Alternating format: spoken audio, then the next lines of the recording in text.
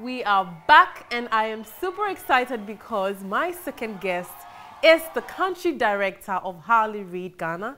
She is the co-founder of LittleBigSouls, which is a charitable organization, and the owner of Sun Range Company, which provides premium quality water. She is Madam Edith Uyovbukheri.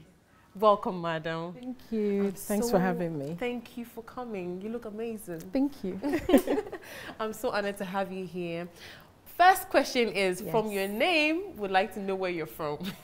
I'm Ghanaian. Oh, okay. My name is actually my husband's name. My husband's from Nigeria, a tribe called the Urhobo tribe. So that's why you have that complicated name. But my maiden name is Bodo, from the Volta region. Oh, so yes, okay. That's where it comes from. Oh, thank you. I'm glad you're from Ghana, though. Let's have a look at her profile.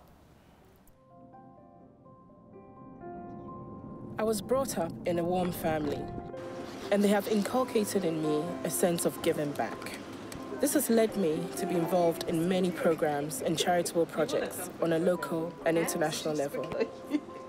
After I lost my premature daughter due to circumstances that were highly avoidable, I co-founded LittleBigSouls with my sister, a non-profit organization in Ghana committed to advocating on the serious issue of premature birth and the reduction of the devastating mortality rates and disability for preterm babies, particularly in Africa. We provide care and support for the baby and mother. With an audible voice, we help give them a fighting chance. Today, I see my story helping other women. My experience became my greatest gift, and I share this with my sisters, so no woman has to go through what I did. In 2014, I also founded Strands of Pearls International, focused on promoting and supporting women with their personal and professional growth. I especially hope to inspire millennial ladies in Africa towards anticipating, leading, and celebrating positive change and development in our society, our country, and our continent. I am Edith Uyovbukheri, a strong believer that the African woman is uniquely placed by way of heritage to be a formidable force for advancement. That was inspiring. Madam, how did you start LittleBigSouls? First of all, why the name? It's very interesting, LittleBigSouls. So I'll tell you. So basically, prematurity found me. It was 2003, and I was pregnant with my third child. I had two, my first and my second, who were still under 5 by the time. And I was living in the UK. Okay. So I came to Ghana for the Easter holidays, and I probably was about 21 weeks pregnant, which is about halfway. Okay. And then I ended up in hospital. It's a long story, but I ended up in hospital for 7 weeks on bed rest because I was having complications of the pregnancy. And then I had what they call a placenta abruption. Anyway, I had a baby born premature. She came at 30 weeks plus 5 days. Wow. So she wasn't ready to be born, but she was here. And she was born in a major hospital in Accra. And she was in the neonatal intensive care unit in all, she was in there for about 2 weeks. But we lost her tragically in circumstances that to us were highly avoidable if the resources had been in the hospital in which she was born. And in our situation, it was just a case of not having enough nurses for the children because she was fed by a nurse and then another baby had a problem. So she put her down very quickly to look after the other baby, and then she asphyxiated. She basically choked on her food. Oh my goodness. So, I mean, I had gone through so many things in that 2 weeks where I realized that mothers didn't have anywhere to sit. We would be always around the NICU because you had to be close to your child, to your baby, yes. And then other experiences. So, of course, afterwards, I mean, there were so many emotions, devastation. And then I realized that we had a culture where we thought, well, you can have another one. Or you've already got 2, don't worry about it. So in trying to console you, I think we were very flippant about the idea that we lose something so precious. Yeah. So I went back to the UK, and then over a number of months, my sister and I, who was also in the UK, came together. And initially we wanted to validate her, to say that she was born into a family that loved her. We wanted to remember her, but we also wanted to do something for the unit in which she was born. So the idea was to support them with nurses, you know, just pay something. And then my sister asked the question, what next? You know, and I said, oh yeah, we'll do every year. And she says, yeah, what about? So we started researching. Okay. Then we realized that across Africa, there wasn't a charity for premature babies. We knew there was one in the UK. We knew there were several in the US, but there wasn't one. And that's how it was formed. So Little Big Souls, because we believe we're faith background, we're a very strong Christian family, and we believe that everyone is a big soul. But the body that encases you could be small or big, and in this case, they're Little Big Souls. And that's why we started it. So we really are the voice for the premature baby born in Africa, and everything we do is to give a fighting chance to every baby that's born in our continent, because your location of birth shouldn't determine your chance of survival. I mean, we should have as much chance as anyone born anywhere across the world, and that's really what started it. Wow. That is something. Yeah. Well, yes. but that is great, because at least now other people will not have to go through that. Yes. So what are some of the plans you have? Or what are some of the things you're doing now? The programs. Yes, programs you have in place. Actually, it's funny because she was born 18 years ago today, 14th of May. Oh my goodness. So it's actually quite poignant. And today you are on the real show. Yes, isn't that strange? Wow. That's just coincidence and a beautiful one. Wow, so this is beautiful. Everything we do is for the survival, for babies to survive and to thrive and to grow.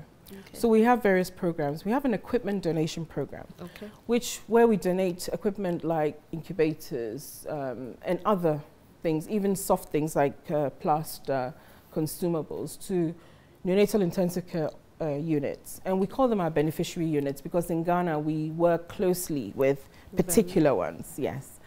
So we work with them over the years and we donate those. Then the second one, which is really big in our area, is parental support, where we support parents who have had babies born premature. And the support is wide. It could be helping with medical bills, it could be providing preemie diapers, it could be grief counseling, it could be lactation to help mothers who can't, you know, breastfeed. It could just be a listening ear, peer-to-peer counseling. But then we also give care packs. So, you know, like I told you, the mothers are in the hospital waiting, sometimes don't have the basic amenities, not because they can't get it, some can't, but some can't leave and go home and come back. So we give care packs on a weekly basis to the different hospitals. Then the third one is awareness. Yes. Because awareness is important, because for me, it's the first step to driving out, you know, if you can drive out ignorance with awareness, you start to think about steps to make things right or to improve things. Yeah. So we have a very vibrant awareness program. We used to have a lot of walks. COVID has stopped a lot of things, but we do walks, we have our ball, we have something called Cause for Praise, which is a praise and thanksgiving program that we do. But the importance is to bring the community together so that we start understanding that premature babies are not curses. There's nothing wrong with them. I was actually going to get to that, that we have a lot of misconceptions. The cultural misconceptions are horrible. And that they're just babies who have left the womb too soon. And all we need to do is almost like replicate that atmosphere of the womb for them, and then they will thrive and grow. So then the other program we have is training. So we're blessed to have partners across the world. And then also a very strong volunteer base from Holland, from the Netherlands, sorry. So they come and help us train NICU care staff in basic things. It could be just developmental care in the NICU. It could be kangaroo mother care, which is like keeping the baby close, skin to skin, which we're very passionate about. And then it could be more clinical things. We used to run a symposium as well. And then the last one is advocacy. And advocacy is big because across the world, so we're part of something called the World Prematurity Network. Okay. We were the pioneer members with an organization called the March of Dimes, and then the organization called the European Foundation for the Newborn. And through that, we set a date for something called World Prematurity Day, which everyone celebrates now. And probably most people in Ghana don't even know that a Ghanaian organization was an instigator. But the reason why it works as a global the togetherness of the global fraternities, the fact that we can tap into the work they do in terms of advocacy. We can tap into their research because we don't really have a lot of that here. And it also affords us a chance to look at best practice so that we can bring things back to our region that support the best care, really, for babies. So those are the 5 main programs for LBS. Oh, right, that's great. But in Ghana, you do not have a unit where people can come and volunteer? So we have we couldn't do what we do without volunteers. Okay. So our team, I just said today, I mean, we're so blessed. There's some people in our team who have been on the team since 2010 and are still on it. And then we have new members. So we work with volunteers. So we have an office in Kanishi. Kanishi. Yes. Okay. And the office is also, it's quite strategic. The office has a remembrance room. So if you lose a baby, for instance, and you need a place to be, and then we have a remembrance wall where we put up the names. Wow. But that's our base, as in the office base. But the volunteers work, our work isn't in an office. It's in all the units that we go to. Yes, but how do people get to volunteer if they want to reach out? They connect with us. So you can connect with us on any platform, all our social media platforms, and then our website. And then we give you a form to fill because, you know, you're getting close to people and their families, so we need to just do some checks. Yeah. And then you give referees, you give 2 references. And then you join the team. And you can decide if you want to. Some people can say, look, I want to volunteer 1 day a year or for your event. Someone can say, I want to be part of your weekly activity. But people can choose, and that helps us then be, you know, almost like tailor exactly what people can give. Because, you know, giving is expensive. You know, when you give it, it's so and it's valuable to us, but we can't impose certain things on you, but we really couldn't do what we do without volunteers. No. Well, but do you have an upcoming program in case people want to contribute something as well? We always do. So November is our big awareness program. Okay. So November we have a lot of stuff going on. We have a ball, and it's our fundraising ball. Okay. We have Cause for Praise. Okay. We have visits that we do across the country to about 8 or 9 NICUs across the country. We do donation drives. But our work is still on an everyday basis even now. So anyone can just please connect if they want to support us in doing anything. Do you have a pool of mothers who create like a support system for each other? Yeah. In case there's somebody out there who's going through this, maybe somebody was just told maybe her baby may be born premature, they're panicking, like you said, they don't have enough awareness. Do you have a group of women who support each other? Yes. And we call them a LittleBigSouls community. It's a group of mothers, it's a group of mothers with preemies who are now grown and new mothers who've lost babies, just in that community. And there's a WhatsApp group. And then twice a year on Mother's Day, and then in November we have 3 times a year, Mother's Day in November, and then at Christmas we try and get all the mothers together, or as many as can come in together for a Mother's Day program or a Christmas party or whatever it is.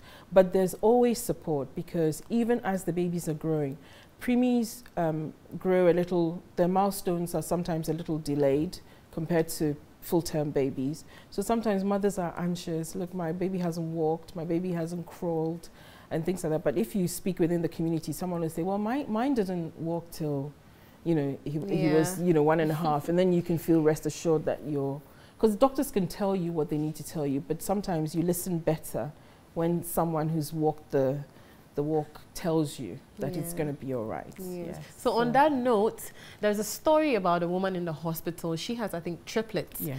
And they are all premature babies. And the man was so scared, he ran away and left her in the hospital. Tell us some of the things that affect women, or the babies, if they are premature. I want us to get some information about premature babies, how to handle them, so that somebody out there gets an idea. People shouldn't have to stigmatize other kids who are probably not, who are also premature babies. Yes. So, like I said, a premature baby is out earlier. So if you think about it, in the last 4, 5, 6 weeks, and I'm not a doctor, so I can't really, but so just take it from a layperson. Okay. Baby starts developing their lungs, they start developing their skin, things, the bigger developmental milestones happen in the last few weeks of pregnancy, which preemies haven't had in the womb. So they've come out, they have risk of infections with, they have respiratory issues, they have risk of infections, they cannot manage their temperature well and things. So of course, there's a slight disadvantage that they have. So normally when babies are growing, we tell the mothers, most of the time, the mother's first experience of a premature baby is when she has it. Yeah. You wouldn't necessarily be wanting to know about prematurity before. Exactly. So normally it's when you have it. And then the NICU is a very scary place if you've never been there, just like for any ICU. But in growing, so the NICU is where they keep is the neonatal intensive care unit. It's basically your ICU babies. for a premature baby. I want to clarify that for viewers. Or sick babies. Okay. Yes. So it has the incubators, it has the respirators, everything. So basically where they keep the premature babies. Okay. Yes. And the hand holding for that means that babies have to just be cared for that much more specially. And when so normally the hospitals have protocols around maybe the baby has to get to a certain weight. Some babies are born under a kilo. So they're like 900 grams, 800 grams. And think about it, that's a bag of sugar. Wow. Really, really so small. And your normal term baby would come in at what, 6 pounds or whatever it is. So normally the babies are let home probably about 1.5 kilos. When you go home is when it starts, I guess, because you're on your own. No doctors, no nurses, nothing. You're just on your own, yes. And your instinct sometimes is to shield baby and which is not a bad instinct. But you need to trust in yourself as a parent. I always say that mothers instinctively know what to do. So trust in yourself. Keep the baby away from infections, especially now with COVID and everything else. Don't let too many people handle the baby. But you know, as babies growing, sometimes they have challenges. Prematurity brings a lot of challenges and situations for babies. So sometimes babies are sick and have to have follow-ups and reviews. But baby might sit later than other babies, walk later than others, speak later than other babies. So it's okay if there's a delay in seeing the growth. It's very okay. In the stages. But it's not okay, I guess, when people say, oh, your baby's so small. Your baby's looking like what, you know, that people, mothers really are sensitive to that. But they have to, you almost like you develop a thick skin, and that's why the community helps. Yeah. Because you're then meeting like-minded mothers, you're meeting their babies as well, and you're seeing that maybe my baby is not so challenged, like there's nothing wrong. And so basically when you're having something of the sort, you should reach out to people who have more knowledge to LittleBigSouls is here. It's here for every mother that has a baby born prematurely.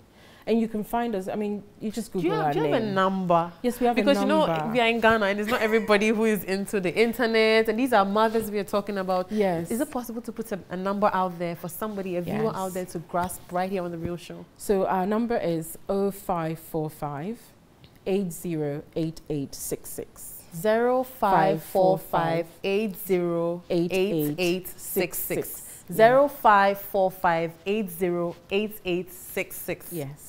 0545 808866. Yes. You are not alone if you're going through any difficulties. LittleBigSouls is here. Yes. Okay. As we're saying. Yeah. So they should know that. And, you know, at the end of the day, the babies correct their weight, their ages. Okay. So if you were born at 6 months, that means you were born 3 months premature, like basically 3 months premature. You have 3 months to catch up. But eventually, by the time they're 2, whatever, they catch up. And so we correct their weights. We always say the corrected weight and the actual, we correct their ages, the corrected age and the actual age. Yes. All right. We'll be right back. I'm actually mesmerized. Stick with me. There's more to know. The Real Show is brought to you by UCS Facility Management Limited, Omni Basic Bank, and Dewdrop Hand Sanitizer.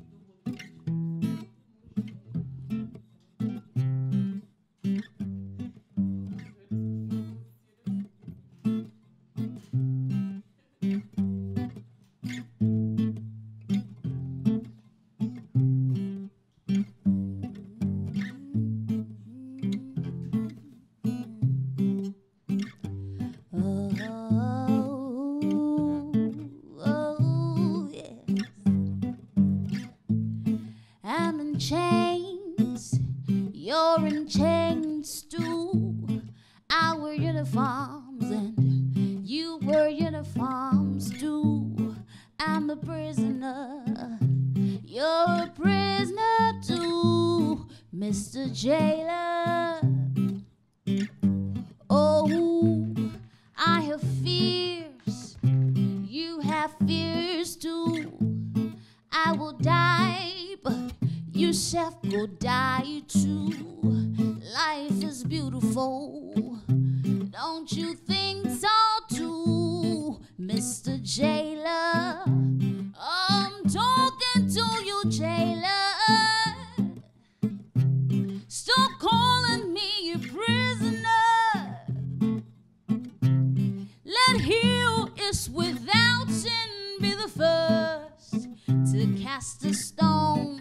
Oh, yeah. Mr. Jailer man, you suppress all my strategies. You oppress every part of me. So you treat me, you're a victim too, Mr. Jailer. You don't care about my point of view. If I die, another will work for you. So you treat me like a modern slave, Mr. Jailer. I'm talking to you, Jailer. Stop calling me a prisoner. Let he who is without sin be the first to cast a stone. Oh, Mr. Jailer man. I hear my baby say, I wanna be president. One job, the money for my government. What you don't know, you can't know, you won't know. Jailer, jailer.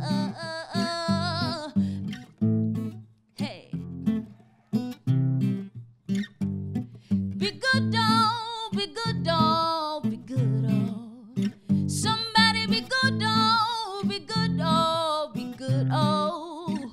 My brother be good, be good, be good, be good, be good. Mr. Jailer man, jailer man, jailer man. Be good, oh, be good, oh, be good, oh.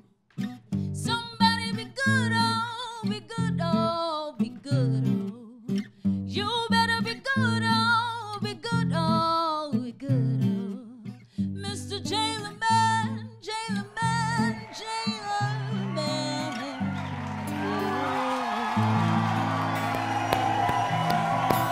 Thank you.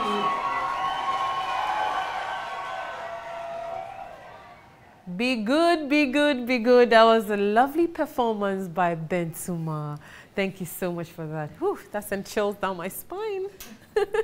Now, about the premature babies, the last thing I want to hear now is, what are some of the ways that you can immediately get response in case you're at home and then something should happen to your child? Apart from intensive care, do they have, you know how like when somebody is fainting, we have a CPR. Are there some emergency things that people can do to help themselves if something should happen to their child? So the premature baby is not different from any other baby. So all the things you would do for if a baby is choking or if a baby you need to give CPR apply to a premature baby, yes. And they're actually stronger than they look. Actually a lot more resilient and stronger than they look. So long as the baby is stable, has come out of the neonatal intensive care unit, it's growing and thriving, there's nothing that's different. So I really, so there's no, but I'm always saying to parents that it's not, don't wrap them in cotton wool, but still be vigilant around some of the things that infections and things like that that you don't want to happen to them. All right. That's a lot of information about that. Thank you so much. Now, about your other charity as well, Strands of Pearls? Yes. Yes. Tell us about that. So, so Strands of Pearls is an organization that caters for women who are in leadership or aspire to be in leadership positions. And it's really around, it started out because I spent all my career with multinationals. Okay. And in that time, I got the best training. You know, you were kept on top of your game. Yeah. And then I moved out of multinationals to start running my company, Sunridge. And I realized that I didn't have the access that I wanted to, but I still wanted to remain relevant. And I still wanted to remain competitive globally. So I wanted to be able to get a job in France and England, same thing. Yeah. It doesn't matter that I was living in Ghana. Yeah. So I realized that it wasn't just me. There were lots of other women like me who had been with multinationals and really, and maybe not necessarily been with multinationals, but wanted to develop self. Yeah. Yes. And it was really about developing self and finding a happy, balanced life. So I reached out to one of the companies that was quite big in training and development in some of these companies and said to him, look, I'm here in Ghana now. There's loads of women like me who are really looking to develop themselves and everything. So basically he came down and said he would run the program with us within the organization. We started the organization, there must have been about just 12 of us initially. Wow. And we moved on from there. So we started with a program called True Women. And True Women was just looking at a happy, balanced life. You know, we juggle so much. So much as women. As women. And we don't want to detract from ourselves as women. We want to stay as the women we are. But how do you give to family, to businesses, to companies, and do well in each of your roles? Don't just sort of do them wishy-washy. Yeah. How do you do that and still stay sane and take care of yourself? And take care of yourself. Yeah. Because there's this thing about oil for your lamp. You know, you're pouring out into people. Who pours into you, and how do you keep yourself, going? How do you keep full so you can keep pouring? Absolutely, because you can't pour from an empty pot, and that's really what it was. So we started this with my partner the guy who works with me on Strands of Pearls. He's called Dr. Ala El-Hawagi. He's based in the US. And then we thought, well, we're looking after ourselves, but what about the next generation of strong African women? What are we doing for them? And then, so through that, we instigated a program called Path of Hope. So Path of Hope is for millennials. And now millennials are now we have Gen Z, so they've kind of pushed the millennials away. But they were from probably about the age of 20, 22 through to about 29 at the time. But now we're sort of inching towards the mid-30s and towards 40. But really it was just supporting them on their journey of impact. Most of these millennials are doing amazing things. And they're doing things that, if with a little support, they could explode and be even more effective as. And so we run programs for them, and those programs are not charged; they're kind of free. And then we mentor. There's a lot of mentoring going on. But what are some of the programs? So we do vision boards. We do things around communicating effectively. We do things around being the best that you can be. We work on, the next one we're going to be doing is how you manage within a changing environment. How do you thrive in a changing environment? You know, the last few months and a year have been horrible for everybody. So much uncertainty and everything. How do you manage or navigate that? So we're going to be doing that. But apart from that, they have access to Big Sisters, as we call ourselves. So within the forum, they can always reach out if they have a project and they want some help with. That's if amazing. They want, yes, or even if they want to just touch base. Sometimes they're even going through personal challenges, and then you have a Big Sister. Because remember, this thing about, we talk about people blazing trails. Literally, if you think about it, imagine that the first woman met a forest and cut down a couple of trees. Then the second one went through and did a bit more. By the time we got there, there's a path, and we're literally walking on that path. Exactly. Well, what we want to do is for our next generation and for my children and their children, we want to create a whole meadow so that they're not actually looking at left or right or up or down, but they're actually looking forward. And they're not just walking, but they're running with no obstacles. That is ultimately what we need to reach. That is amazing. So that's kind of what this whole thing is about. And I'm really passionate about that because I feel I have 2 girls, you know, and I really want them to have to have an easier. But with your programs, life. do you have like a yearly calendar so that people can actually catch up and get involved? Because people like these ideas, but they may not always be in the know.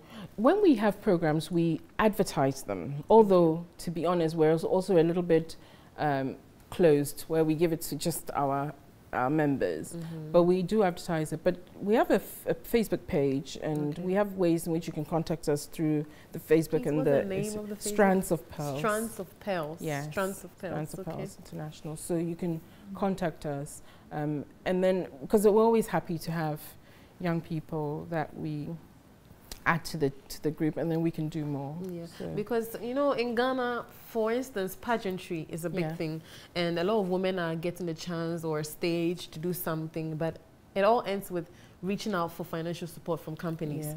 Some of them are not able to get the help they need for something they are passionate about, that they want to keep driving, or after dropping the crown, it ends there. Yes. So it's really good that we have the Strands of Pearls. But for instance, these pageants that I'm talking about, have you done anything, or have you liaised with the young ladies with any projects? No, I haven't. So actually been involved in, there was a pageant, the lifestyle pageant, but that was a Christian pageant, which I thought was really exciting. So the instigator had me come in, talk to the ladies, and I loved her concept because she was looking at exactly what you're saying, that it wasn't necessarily about who won the crown, but she was grooming young ladies in pageantry, but also in life, and then obviously in the church or in faith. Yeah. So that was really good. But I haven't had any kind of interactions with big pageants like your Miss Universe and the Malaikas. But are you open to that? I would love to. That would be great. Really would love to, because I think already they've already thought through on some of the projects, community projects that they want to do, and even to think through something and want to do something, for me it's a win, because you've thought through something and you want to actually help. Counts. Yes, because remember, we're human beings, and human beings are not solitary people. And it's one thing I always say about about philanthropy in this part of our world, that all the people seem like they want to give, people don't. And I don't know whether they don't because they feel like maybe I don't have enough to. But sometimes if you can buy someone one more day, like just give them one tomorrow. Do you know what I mean? It's not about the whole thing. Exactly. You don't have to do everything No. yourself. Just something that you do to give them. So yeah. Thank you so much. And I would like to acknowledge my audience. There's a live studio audience in here. Thank you so much for being here with us. Okay, Madam Edith Uyovbukheri, your name is very interesting. Any parting words for the young ladies? Oh, wow. Okay, so I'd say this.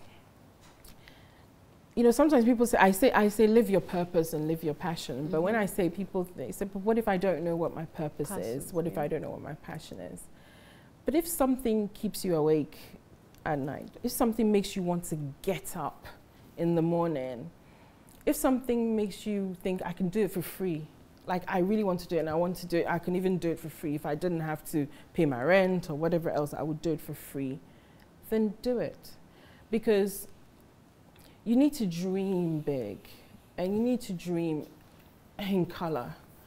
And you need to do it, because to me, a life without purpose, a life without passion isn't much of a life. So I'd encourage people to dream as big as you can, and then go out and do it. And remember, you don't have to do things all at once. I keep saying it, it's just the step. So long as you just keep stepping, so long as you just keep stepping. And that's what life is about, isn't it? I mean, we're going through life. it will end, you know, one day, but it's the days that count. You know, it's not just the whole sprint. It's just the days that count. Rome wasn't built in a day. No, it wasn't. It wasn't. And you can build a beautiful, beautiful life for yourself like that. So. Thank you so much, Madam. You're welcome. Well said. You do not have to go fast. Just keep moving. And like we just agreed on, Rome wasn't built in a day. Just keep moving and keep your passion going. You can do amazing. If you've been affected by a premature baby, just reach out.